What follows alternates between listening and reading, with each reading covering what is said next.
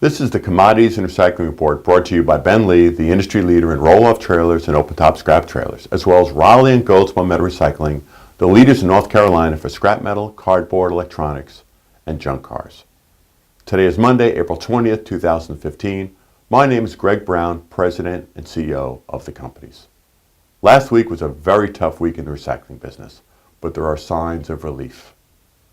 Two large publicly traded companies released that their outside accountants have issued what is called a going concern statement.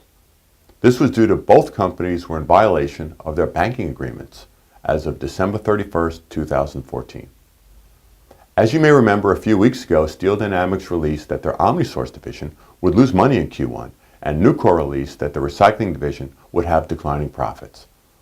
Put together, this means that the companies were in trouble at the end of 2014, were probably in worse trouble as the quarter ended a few weeks ago. As for scrap steel prices, they were up a bit in the last couple of weeks on small increases in exports.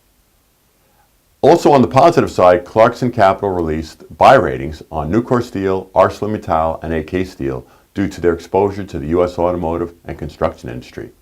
They also wrote, as we have mentioned, that the U.S. steel companies may file anti-dumping charges by foreign steel companies to try and reduce the flood of imports. While production bumped up a bit last week, in steel, it remains near its multi-year lows, again due to the flood of imports and some weak end markets like oil and gas drilling. The oil rig count hit yet another new multi-year low last week and is now back to where it was in November of 2010.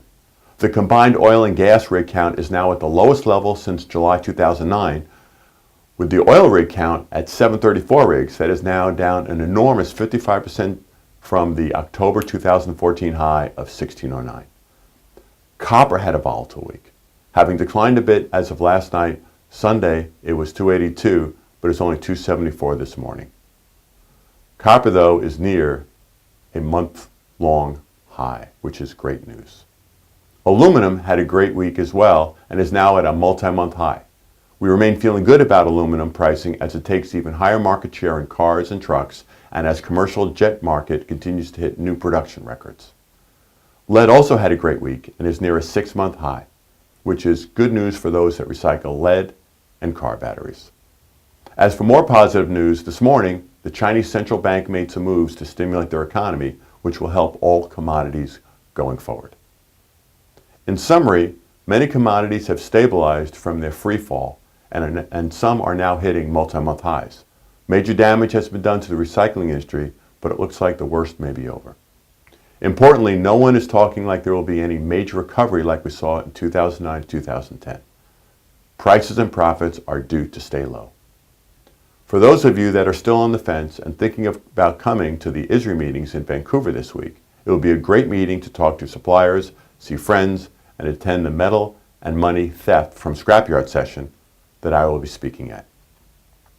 There were no changes in our copper prices in North Carolina last week, with our Raleigh copper prices of number 1 being purchased for $2.36 per pound. Prepared steel is still being purchased for $6.25 per 100 pounds. With that, we hope all have a safe and profitable week. Tune in next week for the Commodity and Recycling Report. This is Greg Brown.